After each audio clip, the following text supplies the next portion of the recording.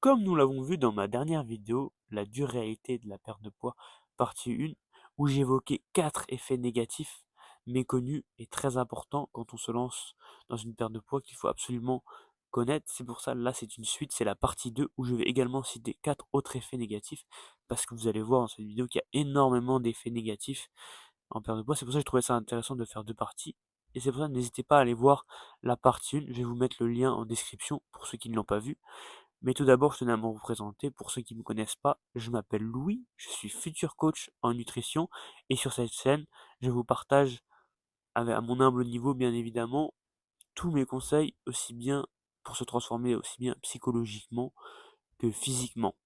Donc le premier effet négatif dans lequel on va parler dans cette vidéo, c'est la perte de pump. Le pump, pour ceux qui savent pas ce que c'est, pour dire simplement, c'est le fait de se voir plus gros à la salle. C'est assez vulgaire la façon dont je vous dis ça, mais en fait c'est quand on, par exemple, on mange pas mal de glucides avant l'entraînement et qu'on s'entraîne intensément, on va forcément avoir du pump. C'est-à-dire c'est le fait de se voir plus gros à la salle. Les muscles, vous doublez de volume et c'est vrai que c'est hyper satisfaisant. Et c'est vrai qu'en perte de poids, au tout début, ça va, vous allez toujours avoir un bon pump, mais ça peut arriver au bout d'un moment quand vos réserves de glycogène vont se vider, quand vous allez perdre beaucoup de poids, que le pump soit moins présent, voire quasi inexistant. Bien sûr, il y a des façons de stimuler le pump. Déjà, si vous entraînez vraiment, vous mettez de l'intensité et tout, vous allez avoir plus de chances d'avoir un bon pump qu'une personne justement qui met zéro intensité et qui s'entraîne pas avec du lourd.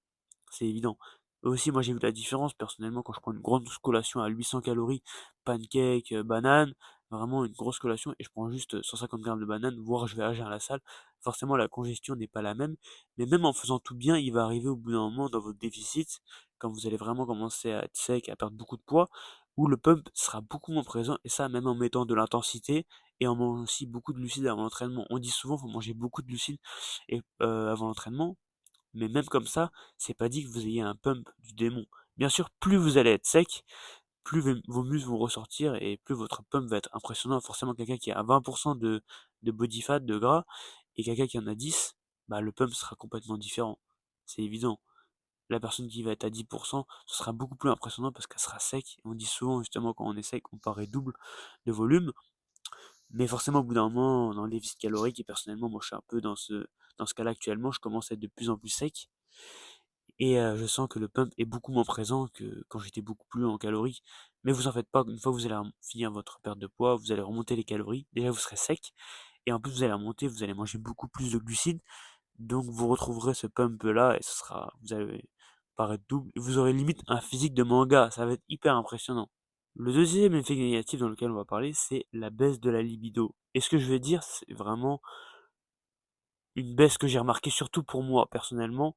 C'est pas dit que ça vous arrive à vous, mais c'est plus un avertissement que, que vraiment universel. C'est pas dit forcément, et ce que je vais dire, c'est pas uniforme, ça vous arrivera pas forcément, mais c'est plus un avertissement.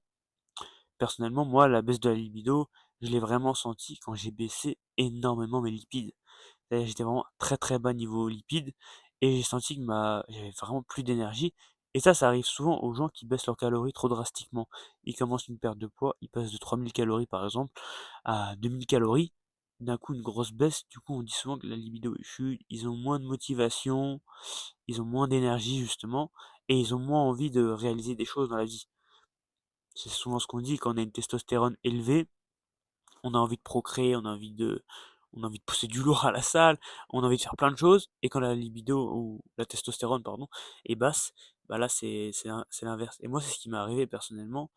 Je dirais pas que j'ai baissé mes calories trop, mais j'ai baissé surtout trop mes lipides. Résultat, j'ai eu une baisse d'énergie énorme. C'est pas dit forcément que ça vous arrive à vous. Il y a des gens qui arrivent à, bah, on va dire, avoir beaucoup d'énergie en ayant des lipides assez bas, mais ça dépend de chaque personne. Et pour ma part, moi, ça a été très compliqué. J'ai eu une grosse baisse d'énergie et je pense aussi une bonne baisse de testostérone, mais ça c'est aussi lié à la perte de poids, bien évidemment. Forcément, plus on va avancer dans une perte de poids, plus on va être bas en calories, moins on va avoir d'énergie. C'est pour ça que le sommeil est hyper important. Mais c'est pour ça que je peux aussi vous conseiller de vous supplémenter en oméga 3 pour augmenter vos lipides. Il y a beaucoup de compléments alimentaires, bien sûr. Renseignez-vous sur les compléments, mais par exemple les oméga 3, 4, 5, 6. Sur MyProtein, personnellement, je me supplémente. Et dans une perte de poids, on sait qu'on va avoir énormément de carences. liées à la perte de poids sur le long terme, bah, ça peut être super intéressant de vous supplémenter en complément alimentaire. Et moi, c'est vrai que c'est vraiment très dur. Et personnellement, je vous conseille pas de descendre trop bas vos lipides. Essayez plus de descendre vos glucides. Et si vous arrivez trop bas en perte de poids, déjà pour moi, je vous conseille pas de descendre trop bas en termes de calories. Le mieux est d'augmenter votre dépense plutôt que de descendre absolument vos calories. Mais si vous sentez vraiment une grosse perte de libido et tout, n'hésitez pas à augmenter vos lipides. Moi, c'est ce que j'ai fait et j'ai eu beaucoup plus d'énergie. C'est pour ça, souvent, les gens vraiment qui ont une grosse perte de libido, c'est les gens qui baissent trop leurs lipides trop bas. C'est l'expérience que j'ai eue. Après, ça, c'est vraiment ma propre expérience. Peut-être pour vous, ça ira mieux. C'est pour ça que je tiens à prendre des pincettes. Ce que je vous dis là, c'est des conseils et tout, c'est pas forcément vrai pour tout le monde. On est tous différents, on réagit tous différemment. Mais en tout cas, ça, c'est un effet négatif qui m'a vraiment personnellement posé problème. C'est pour ça que je vous conseille pas de baisser trop bas vos lipides. Essayez plus de taper dans les glucides ou même si on dit forcément les protéines, il faut les garder le plus haut possible pour éviter de perdre du muscle. Je trouve ça limite mieux à un certain seuil de taper dans les protéines que taper dans les lipides parce que vous allez payer cher au niveau de la testostérone, de la baisse de motivation. Ça va être très compliqué pour vous. Le troisième effet négatif dont on va parler, c'est la baisse du métabolisme. Donc lorsqu'on est en perte de poids, forcément au bout d'un moment, plus la perte de poids va arriver, plus on va être bas en calories. Et ça, même si on garde une dépense assez haute, c'est obligé au bout d'un moment de baisser ses calories. Et toute action de la vie quotidienne peut devenir difficile. Là où vous allez avoir de l'énergie pour tout, par exemple, je vais citer un exemple, je vais soulever un objet comme ça, justement, en fait, on se dit que ça demande zéro énergie, et en fait, il y a tout ce qu'on appelle le NEAT. C'est-à-dire, c'est toute activité, bah, en fait, hors sportive.